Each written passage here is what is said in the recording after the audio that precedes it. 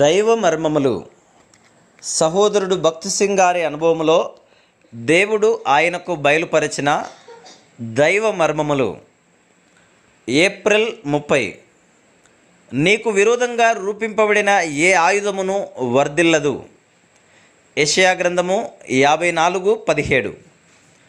అపోస్తుల కార్యములు 5:17లోనున్న మరి యొక్క ఆటంకమును చూడుడి. ప్రధాన యాజకుడును అతనితో కూడా ఉన్న వారందరూ అనగా సద్దూకయుల తెగవారు లేచి మత్సరముతో నిండుకొని అపోస్తలులను బలత్కారముగా పట్టుకొని పట్టణపు చెరసాలలో నుంచిరి. అపోస్తలులను బెదిరించుటలో సభ నెగ్గినది.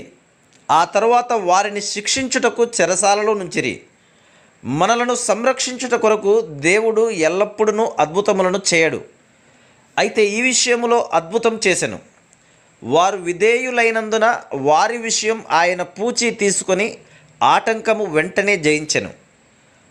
అయితే ప్రభువు దూత రాత్రి వేళ ఆ చెరసాల తలుపులు తీసి వారిని వెలుపలికి తీసుకొని వచ్చి, మీరు వెళ్ళి దేవాలయములో నిలవబడి ఈ జీవమును గూర్చిన మాటలన్నీ ప్రజలతో చెప్పుడని వారితో అనెను.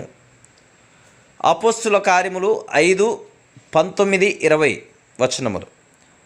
చైనా దేశము నుండి మిషనరీలు తరిమివేయబడుచుండిన సమయంలో ఇండియాలోని కొందరు మిషనరీలు అప్పటి వైస్రాయ్ అయిన లార్డ్ సాలిస్బరీకి మనవి చేయుచు, చైనాలోని మిషనరీలను రక్షించుటకు ఎందుకు సైన్యములను పంపలేదని ప్రశ్నించిరి. ఆయనిచ్చిన జవాబు ఉన్నదున్నట్లుగా నాకు జ్ఞాపకం లేదు, కానీ అచ్చటున్న మిషనరీలు ఏమి చేయుచున్నారని ఆయన ప్రశ్నించెను. వారు యేసుక్రీస్తు ప్రభువు యొక్క స్వార్థను బోధించుటకు పంపబడినారని ఉత్తరమిచ్చిరి. అందుకతడు యేసుక్రీస్తు ప్రభువే ఆ మిషనరీలను అచ్చట కాపాడలేకపోయినచో నా సైన్యం ఏమి చేయగలదు అని ఉత్తరమిచ్చెను. అతడు రక్షణ నెరుగని వ్యక్తి.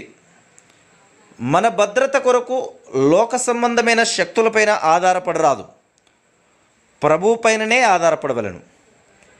మన భద్రతకై ఏ దేశం పైన కానీ వారిచ్చు వాగ్దానములు అభయములపైన కానీ ఆధారపడరాదు. వారు తప్పిపోయేదరు. దేవుని విశ్వాసం పైననే మనకు నమ్మిక కలదు. కాబట్టి విపత్తులు సంభవించిన సమయములలో మన సొంత వారిని సంరక్షించుటకు దేవుడు మానవాతీతమైన లేక అద్భుతమైన శక్తులను ఉపయోగించునని నా నమ్మిక. ఆయన విశ్వాస్యత పట్ల మనకు నమ్మిక ఉండవలను. అది విశ్వాసులు ఈ విధంగానే అడ్డంకులను జయించగలిగిరి.